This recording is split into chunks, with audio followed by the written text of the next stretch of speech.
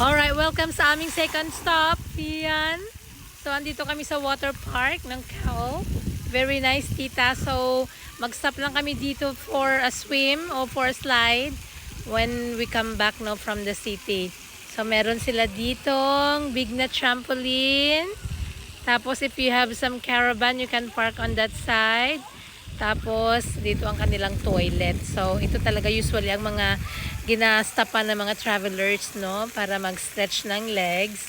So, andyan yung aming car dyan. And then, a lot of cars are here. Mga nag-travel din yan sila. Tapos, they stop here.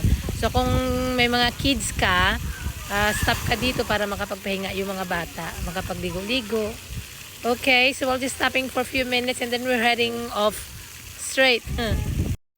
So dito sa Australia, pag nagabiyahe ka talaga, tita, ang layo talaga ng mga distance niya. So kailangan mo talaga mag-relax, lalo na pag driver ka. So ganyan ang driver namin. Hi driver!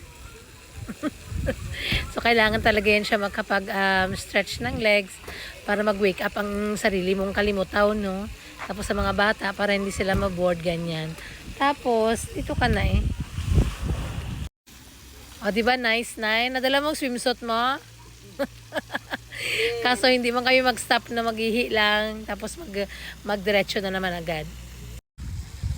Doon sa unahan, tita, pwede ka doon maglagay ng mga camping stuff ninyo. And then mas malapit siya sa dagat, no? Mag-fishing. Tapos may basketball court sila. Kung gusto mo talaga na bakbaka ng mga tirada mo. Tapos dito yung mga bata dyan, si Ashid. Pwede din mga adult dyan mag-jump-jump. Tingnan nyo, may daddy dyan, oh. Si Ashid nag-bounce. So nakita nyo how beautiful it is.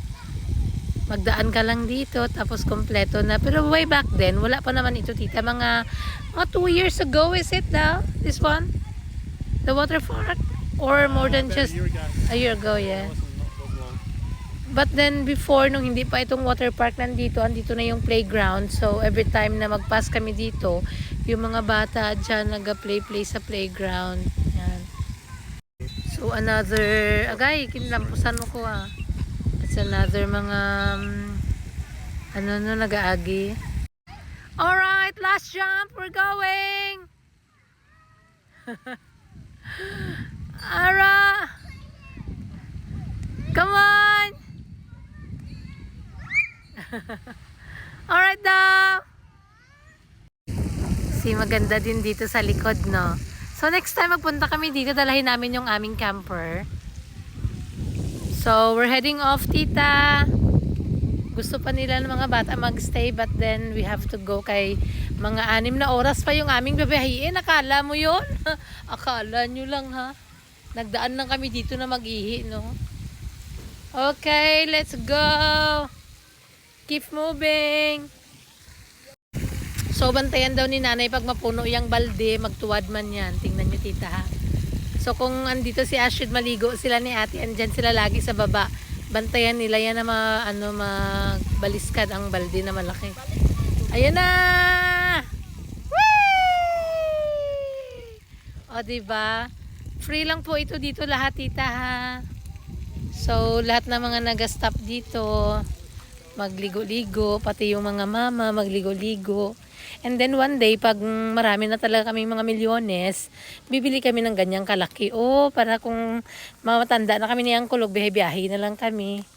Yan, dyan na kayo maskay-sakay, may bahay na kami. Alright, let's go! Did you pack any drinks? Drinks, yeah. What type of drinks? It's in here. So, kailangan ko ng humladin yung aking mahiwagang moskitero dyan, tita. Kasi ready na ako na magnusnos kasi medyo mahaba-haba pa yung biyahe natin. So, maraming travelers dito, tita. Nag-stop sila. Relax and then continue to their own destinations naman.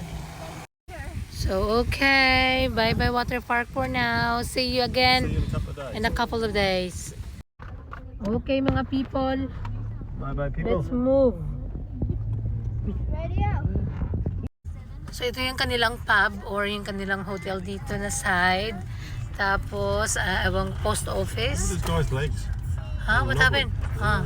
Very tall guy. Yeah, this one is their council. Whatever is it there. Tapos dito yung kanilang groceryhan. Tapos ang kanilang mga basta. May bangko sila dito. Salted camel fish and chips. Salty yeah. Oh, yeah, we went there. Well. No, they're not. Commercial hotel. Hindi taka ka lang. So dito na tayo mag-shortcut sa Tagilid. Hindi na tayo magbalik doon sa kanina na pinuntahan natin. There's a Marahan. Where? Yeah, that's a Marahan. So ito isa din tong ano tita, style ng ano pag kung magbiyahe-biyahe ka next time, one day. Ay, saan na yun? Okay. Diyan yung kanilang football ground. Yan lang man ang mga kalipayan ng mga Australians. And then very nice ang kanilang silos. They have a look. Meron siyang mural. Have a look. Voila! Ganda-ganda, no? Dati kasi mga ano tita, mga silos, very boring siya, nothing at all, just plain white. Pero since then, a few years ago, people are starting doing something like that also. Mga travelers nag-stop sila for photos, kay mga nice man ang mga ginapang drawing dyan. So makakita nyo yan siya mga maraming silos na madaanan namin, no?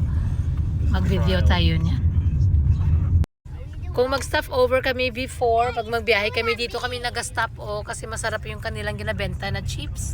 But this time, we are not stopping. Kaya doon kami bibili ng pagkain sa Wayala. And 1 hour or 2 hours? 1 hour. In 1 hour, mag-lunch na kami. So, okay, bye-bye! Bye-bye. Biyahe na naman for 1 hour. We're heading to Wayala, 106. So, mga 1 hour na biyahe. Ito yung kanilang sapa, oh. So, kung magsakay sana kami ng ferry, dito na kami mag-turn off, tita.